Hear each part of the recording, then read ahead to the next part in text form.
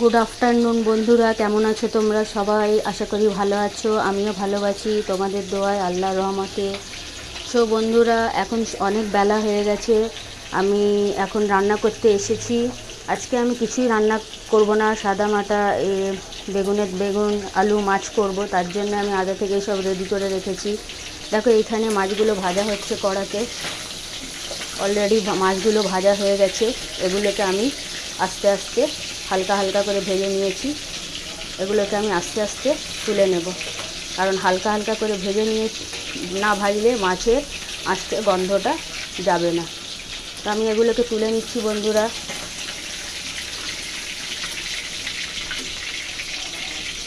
এই কিছুদিন আমি আমার ব্লগ তোমাদের সঙ্গে শেয়ার করে তোমাদের সঙ্গে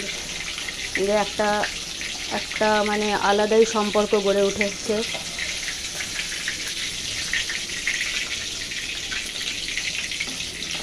সেটা আমি তোমাদের বলে বোঝাতে পারবো না। তো বন্ধুরা দেখো, মাছগুলো আমার ভাজা হয়ে গেছে। এবার আমি দেখো এখানে একটু আঁচটাকে একটু করে দিচ্ছি। এখানে দেখো আমি পেঁয়াজটাকে অল্প পরিমাণ মতো লাল করে নিয়েছি। আর এখানে দেখো দুটো টমেটো কাটা। আর এখানে দেখো আমি ধনের গুঁড়ো, জিরের গুঁড়ো, হলুদ, লঙ্কার গুঁড়ো, নুন, তারপর আদার পরিমাণটা কম, রসুনের পরিমাণটা বেশি। আর এখানে দেখো বেগুন কেটে রেখেছি। বেগুনটা যেহেতু আমরা বেশি সবজি খাই, আর আলুর পরিমাণটা একটু কম। ছেলেরা আলু খাবে, আমরা তো আলু খাই না, ঠিক আছে? তো বন্ধুরা, আমরা অল্প তেল দিয়েই আমরা তেল মশলা খেতে পছন্দ করি। তো আমি এই পেঁয়াজগুলো এতে আমি দিয়ে দিলাম। তোমরা এতে দইও দিতে পারো, অনেক কিছু দিতে পারো। যেহেতু আমি টমেটো দিচ্ছি বলে আমি দই দিচ্ছি না, ঠিক আছে? তো এগুলো দিয়ে দিলে, মশলাগুলো দিয়ে দিলে, যা যা মশলা আছে দিয়ে তাকে এভাবে কষতে হবে। মশলাটাকে যত কষবে তত মশলার গন্ধটা যাবে। এবার আমি একটু আঁচটাকে একটু জোরে করে দিচ্ছি, মশলা কষাটা হবে।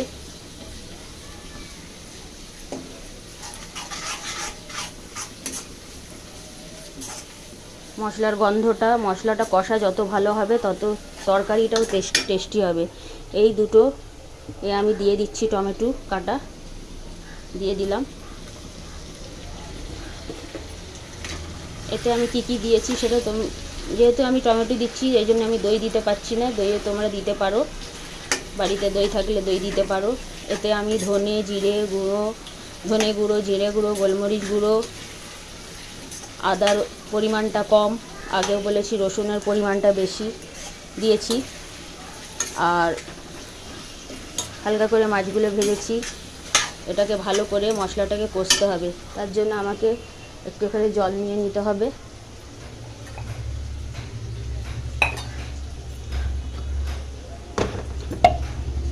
এখানে জল নিয়ে নিতে হবে, তার জন্য জল দিয়ে মশলাটাকে কষে নিতে হবে ভালো করে। এখানে দেখো বন্ধু, আমি ভাত চড়িয়ে দিয়েছি। একটা ওভেনে ভাত হচ্ছে, একটা ওভেনে আমি তরকারিটা রান্না করে নিচ্ছি। দেখো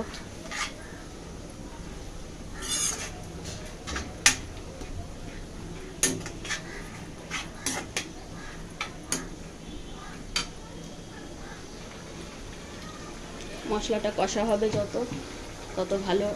মশলার গন্ধটা যাতে না হয় একটু কষে নিতে হবে ভালো করে।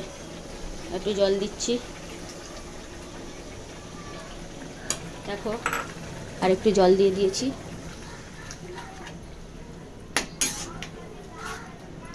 এতে একটু পোস্ত বাটা, সর্ষে বাটা দিলেও ভালো হতো, ওটা আমি পরের রেসিপিতে তোমাদের দেখাবো।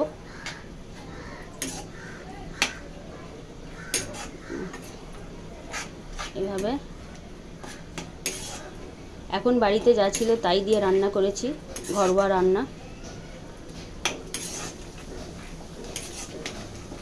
দেখো বন্ধুরা, এইভাবে মশলাটাকে দেখো, টমেটোগুলো কেমন হয়ে যাচ্ছে। টমেটোগুলো দেখো। তোমাদের আগেও বলেছি পেঁয়াজটাকে অল্প পরিমাণ মতো লাল করবে, কাঁচা পেঁয়াজ দেবে না, সবই অল্প পরিমাণ মতো লাল করতে হবে। মাছটাকেও অল্প পরিমাণ মতো ভেজে নিতে হবে। তো গাইস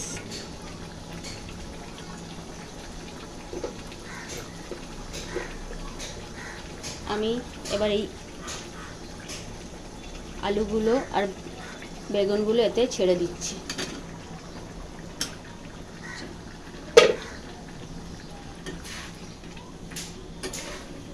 ছেড়ে এটাকে ভালো করে কষে নিচ্ছি।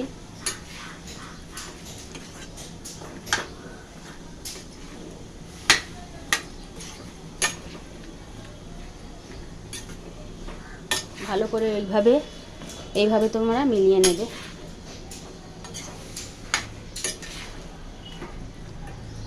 একটু এতে জল দিয়ে দেবে,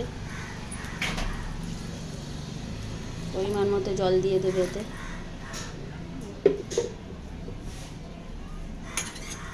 দেখছো বন্ধুরা কালারটা কি সুন্দর হয়েছে। নুনটা তোমরা দেখে নেবে, তোমরা যদি বেশি নুন খাও বেশি নুন দেবে, যে যেরকম খাই সেরকম সেই পরিমাণ মতো দেবে। আমরা কম নুন খাই, সব জিনিসই কম খাই, কম তেল কম মশলা। আর যা তোমরা যদি বেশি খাও, বেশি তেল মশলা যদি খাও, তাহলে তোমরা বেশিই দেবে। এটা অল্প ফুটবে। তো গাইস এটা অল্প ফুটবে, তার জন্য আমি এটাকে একটু ঢেকে দিচ্ছি।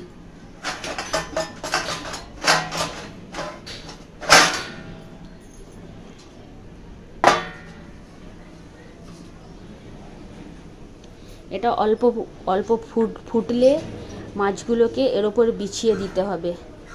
বিছিয়ে দিয়ে তারপর আমার রেসিপি তৈরি হয়ে যাবে। তো গাইস এই ব্লগটা এখানেই আমি শেষ করছি। এবার তরকারিটা রান্না হয়ে গেলে আমি তোমাদের শর্টসে সেন্ড করব। ওকে বাই, টেক কেয়ার, ভালো থেকো, সুস্থ থেকো।